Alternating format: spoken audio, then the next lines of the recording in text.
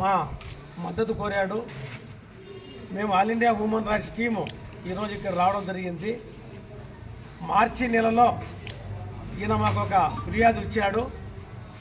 All India human rights national president MP దువా గారికి ఢిల్లీకి కూడా ఒక రిప్రజెంటేటివ్ ఇచ్చాడు. దాని మీద ఎన్క్వైరీ చేయమని చెప్పి మాకు కూడా వచ్చింది.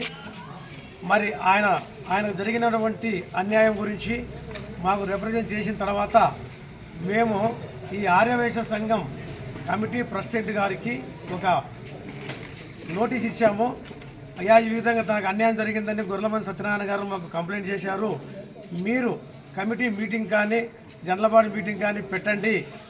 మీ ఇద్దరి మధ్య ఏ సమస్యలు ఉన్నా మేము సరిచేస్తాము. మీరు ఒకే కులం చెందిన వాళ్ళు, ఒకే సంఘంలో ఉన్నారు, మీ మధ్య విభేదాలు వద్దు, రాజీ చేసే ప్రయత్నం చేస్తామని చెప్పి అంటే దాదాపు 1.5 నెల రోజులు అతను అదే విధంగా పెట్టి లాస్ట్కి ఇది మా కుల సంఘము, మేము ఆ విధంగా ఆ జనరల్ బాడీ మీటింగ్ కానీ కమిటీ కానీ మేము ఏర్పాటు చేసేదానికి మా వాళ్ళు ఒప్పుకోలేదని చెప్పి నాకు జవాబు చెప్పడం జరిగింది.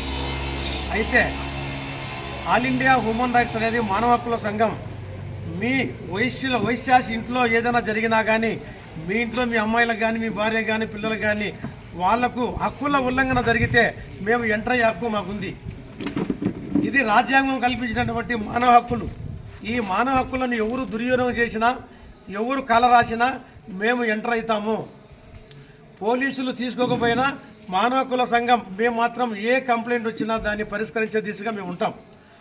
అయితే ప్రస్తుతం ఏం జరిగిందంటే ఇందులో రాజకీయాలు ప్రవేశించాయి. రాజకీయాలు ప్రవేశిస్తే ఏ పంచాయతీ తెగదు, ఏది కూడా న్యాయం జరగదు. ప్రిస్టేజ్ విషయం తీసుకుంటారు. రాజకీయాలే నీచమైన రాజకీయాలు. ఆ రాజకీయ నాయకులు దూరితే ఎవరికి న్యాయం జరుగుతుంది, ఎవరికి న్యాయం జరగదు. పెంచి పోషిస్తారు. అగ్నికి ఇంకా ఆవుతి అయినట్టు అగ్గిని రగిలిస్తారు. కానీ ఈ ఆర్యవైశ్య సోదరులు ఇవన్నీ తెలుసుకోకుండా పట్టుదలకు పోయి ఒక చిన్న విషయానికి ఇంత దూరం తీసుకొని రావడం అనేది చాలా తప్పు. పైగా నేను చెప్పేది ఏంటంటే, మీ ఆర్యవైశ్య సంఘానికి పనిష్మెంట్ ఇచ్చే అధికారం ఎక్కడుంది? అతనికి ఇక్కడ దేవాలయంలో జరిగేటువంటి పూజలను నిషేధించే అధికారం మీకు ఎవరిచ్చారు? ఎక్కడుంది మీకు చెప్పండి అని అడుగుతున్నా నేను. మీకేమన్నా ఏ హక్కులు ఉన్నాయో చూపించండి. మీకు కనీసం మీ సంఘం రిజిస్ట్రేషన్ లేదు, ఒక బైలా లేదు, ఒక ఎన్నిక లేదు, ఏమీ లేవు. మీ మీద ఎందుకు యాక్షన్ తీసుకోకూడదు?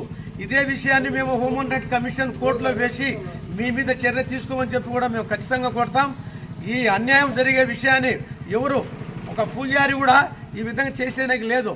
పూజారి ఏ కులస్తుడు వచ్చినా, ఏ మతస్థుడు వచ్చినా పూజ చేయాల్సిందే. అది వాళ్ళ హక్కు. అది రాజ్యాంగం కల్పించిన స్వేచ్ఛ, స్వాతంత్రము, వాక్ స్వాతంత్రము, నివసించే హక్కు, జీవించే హక్కు రాజ్యాంగం కల్పించింది. ఆర్టికల్ 19, 20, 21 ఇదే విషయం చెప్తా ఉంది. ఆ విధంగా నిషేధం విధించే మీకు అధికారమే మీకు లేదని చెప్తున్నా. మీరు సంఘమే కాదు, అసలు మీకు సంఘమే లేదు. అసలు ఎక్కడుంది మీ సంఘం? ఒక రిజిస్టర్ చేసావా? ఒక బైలా ఉందా? లేకుంటే ఒక కమిటీని ఎన్నుకున్నారా?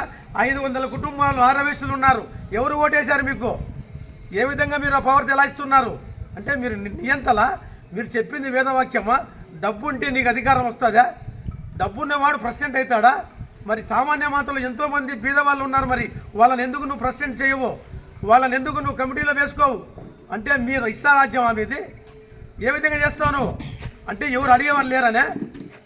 ఈ పద్ధతి మంచిది కాదు. నిరంకుశత్వము, రాజకీయాలు ఎప్పుడు ఉండవు. మీ మానవత్వం అనేది ఉండాలి. ఇప్పుడు గొల్లమంది సత్యనారాయణ మీకు గొడవ జరిగింది. వాళ్ళ భార్య పిల్లలు ఏం చేశారు?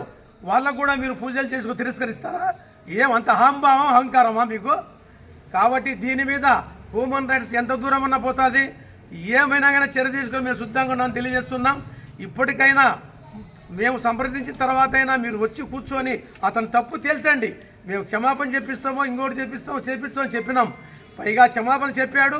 అంతా అయిపోయిన తర్వాత మళ్ళీ పెనాల్టీ వేస్తావు. ఎవడుయా నువ్వు పెనాల్టీ వేసేదానికి? నీకు ఏం అధికారం ఉంది? నీకు ఎవరు నువ్వు పెనాల్టీ వేసేదానికి? నీకు ఏ అధికారం లేదు. నీకు సంఘమే కాదు అసలు. మీ సంఘం అసలు లేనే లేదు. ఆ గుర్తింపే లేదు. అడిగే వాళ్ళు లేరు కాబట్టి, మీ మెజారిటీ పీపుల్ ఉండరు కాబట్టి మీ ఇష్టం వచ్చినట్టు చేస్తారా మీరు? ఇది పద్ధతి కాదు. ఇప్పటికైనా కానీ మీరు అంత సమావేశం ఏర్పాటు చేసి జనరల్ మీటింగ్ పెట్టి పరిష్కరించుకోకపోతే మేము ఆల్ ఇండియా హ్యూమన్ రైట్స్ తరఫున నేషనల్ హ్యూమన్ రైట్స్ కమిషన్ కానీ, ఏపీ హ్యూమన్ రైట్స్ కమిషన్ కానీ ఫైల్ చేస్తాం. మీకు ఏ విధంగా శిక్ష పడాలో ఏ విధంగా పరిష్కారం చేయాలో మేము చెప్తామని ఈ మూలంగా అందరికీ తెలియజేస్తున్నాము.